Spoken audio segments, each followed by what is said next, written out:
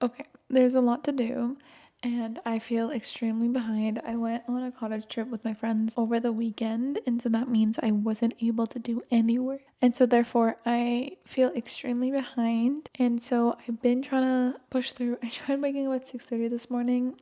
Did not happen. I woke up at like 8. So I've been trying to get some things done and I have been successful, but there's still so much to do. So right now I have my class at 5, so I need to leave it around 4. So right now I have about an hour and a half to finish reading this textbook chapter for my class on Thursday. This was actually from last week. I'm just very behind. I just need to finish reading this chapter for my class on Thursday. I do have another chapter to read, but if I can't, I think it should be fine. Like, it's not that big of a deal. I'll just catch up over the weekend, if anything. But I just feel extremely behind. I don't know, like, I'm just stressed out and there's so much going on. There's so much that needs to get done this semester. So let's go.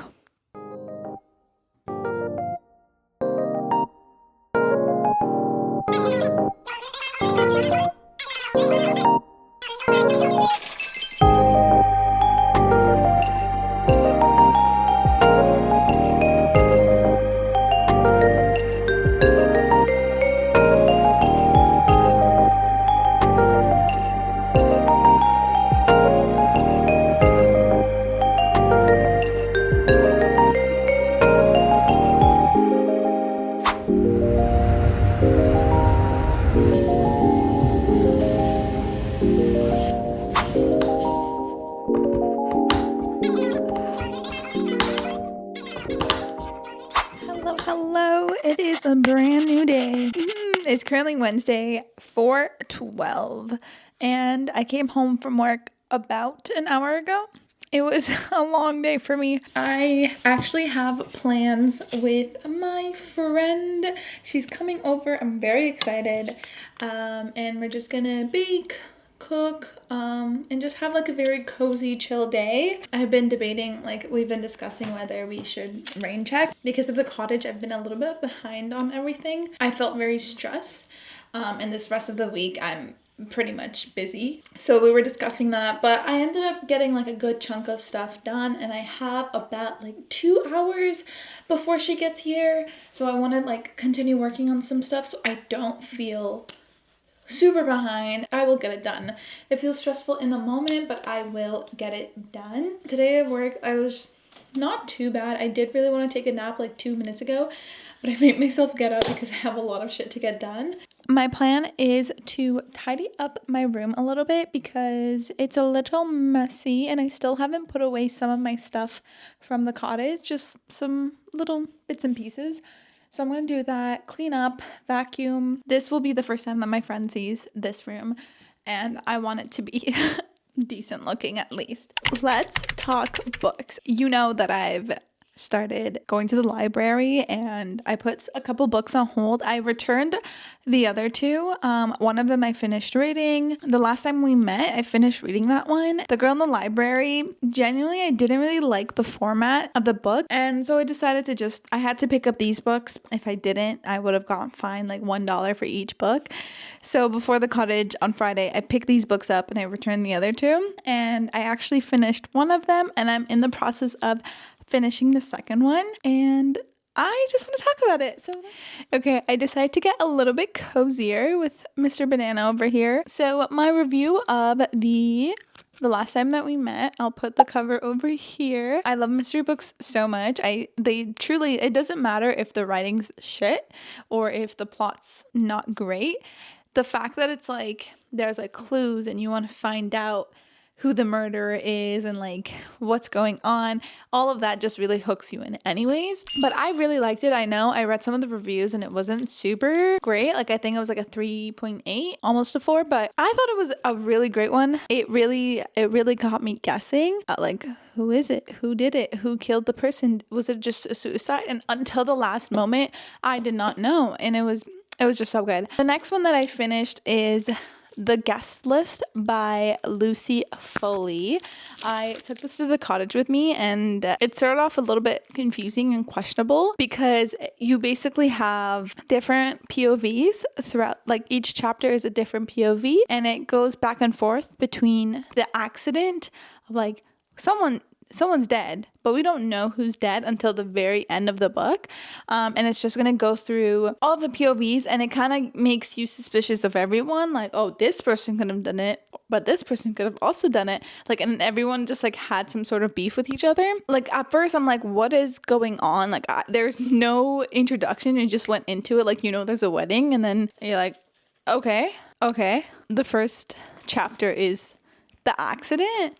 And then you go into like the second POV and it's a little bit confusing at first. Like it was hard to like catch on what was happening. But I'd say like 20 pages in, I started seeing what was like, what the format of this was going to be. I want to say that I got hooked in like maybe 1/3 into the book. But honestly, like I was reading the majority of the time. During the cottage and I finished it like the day after we got back. So it was an easy read. It was a fun read. I don't love the different POVs and how they formatted it. And I really do think that the ending was really rushed because the killer was revealed. The victim and the killer were revealed. And you're like, holy shit. The victim makes sense, but the killer was like so random and maybe others could have guessed it, but I honestly was not even thinking of that person to be the killer because there was barely any POVs of theirs. But yeah, so that was like a little bit shock and then it ended right there and I was like, that's it? Like what about like all the other like tie-ins? I don't know. It was a little bit rushed at the end. Currently, I am reading The 5 People You Meet in Heaven by Mitch Albom. This I saw on TikTok and people were saying how it's such a good book that it really like changed their life. They also really talked highly of Tuesdays with Morrie, which I do want to read that as well. So far, if you can see, I am halfway done the book, maybe more than halfway actually. I love it.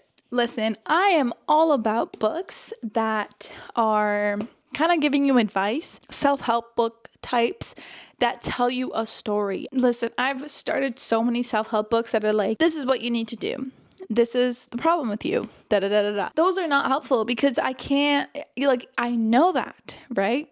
But how do I do that? You can't just be like, stop worrying and expect me to stop worrying. It doesn't help me in any way. And it's like, okay, well, I know that already. I just can't do it. This book, again, is following a character and essentially this old man, Eddie, dies and he goes to heaven and he meets 5 people that kind of teach him a lesson. And that's supposed to kind of resonate with you and make you learn something new. So I truly, really like it. it's really fun, and honestly there are twists in it that you wouldn't have expected, and you're like, oh my goodness, I really enjoy it. And I feel like I've been reading it on my commute, and because my commutes are like 1 hour long, I've been going through it pretty fast. So far, those are the books that I have read / am currently done. Next up, I have The Inheritance Games. This is also a mystery book. It's supposed to be kind of like a murder mystery, puzzle, riddle, like thriller type of book. And I'll let you know once I finish it what my thoughts are on that. My goal for this year is to read 25 books. I mean, I'm going pretty strong. It's February 5th and I've read 3 books, so that's pretty cool. I always have a habit of like going in and out with books, but I think it's so nice to just have like a book on you on your commute instead of just wasting time on your phone, because I just play like solitaire or Sudoku on my phone when I'm commuting, but just having a book there is pretty nice to pass time, especially if it's one that's very interesting and engaging. So I'm really happy that I signed up to go to the library and explore all these books that I otherwise probably would not have.